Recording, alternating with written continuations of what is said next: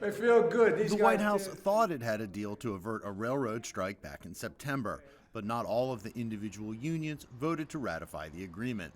Eight of us have ratified, 4 have not. But if one union goes out on strike or the railroads decide to lock us all out to motivate Congress, every union would honor that.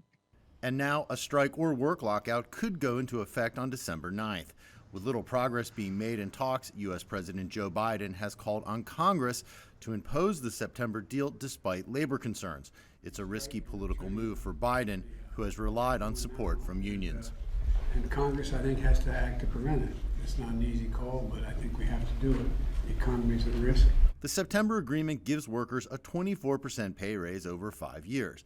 But the key issue in dispute is paid sick days. Some rail employees have demanding unpredictable schedules and say they are penalized for taking sick days. So they put in a new attendance policy, which means you can get fired for going to the doctor, you can get fired for whatever reason it is, because every time you miss a shift or are late or call in sick, it deducts points off of this system. Railroads claim they need the flexibility to schedule workers. Labor notes that some rail companies have seen record profits recently. The U.S. House of Representatives voted to impose the deal as is, and Democratic House leaders are using a separate vote to add 7 paid sick days for workers, a nod to labor's demands. But both parts of the agreement must then make it through the Senate, where the larger deal is likely to pass, but the sick day agreement is unlikely to find the needed Republican support.